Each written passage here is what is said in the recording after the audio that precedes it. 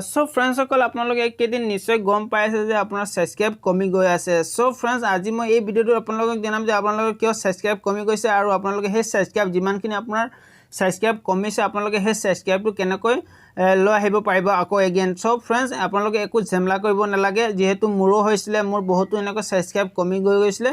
তাৰ বাবে মই এই টিপটো কৰিলোঁ। এই টিপটো কৰাৰ পাছত মোৰ 24 ঘণ্টাৰ ভিতৰত মোৰ সাবস্ক্ৰাইব বেক আহি গ'ল।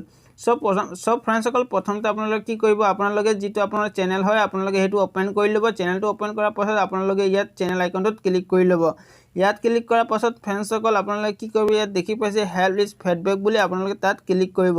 তাত ক্লিক কৰাৰ পাছত ফ্ৰেণ্ডসকল আপোনালোকে সেন্ড ফিডবেকত ক্লিক কৰি ল'ব। তাৰ পাছত আপোনালোকে ইয়াত এটা মেছেজ লিখি দিব যে মোৰ সাবস্ক্ৰাইব কিয় কমি গৈছে আৰু বেক কৰি দিয়ক বুলি আপোনালোকে ইংলিছত ভালকৈ লিখি দিব। সো মই এক্সাম্পল দিছোঁ, প্লিজ সাবস্ক্ৰাইব বেক আৰু গ্লিচ প্ৰব্লেম সলভ বুলি আপোনালোকে লিখি দিব পাৰিব। লিখাৰ পাছত ফ্ৰেণ্ডসকল আপোনালোকে কি কৰিব, ইয়াত দেখি পাইছে কিনাৰ ফালে সেন্ড আছে, আপোনালোকে সেন্ড কৰি দিব। সো মই সেন্ড কৰা কালি এনেকুৱা কৰাৰ কাৰণে মোৰ কি হ'ল, সাবস্ক্ৰাইব যিমানটা কমিছিলে সেই সাবস্ক্ৰাইবকেইটা বেক আহি গ'ল।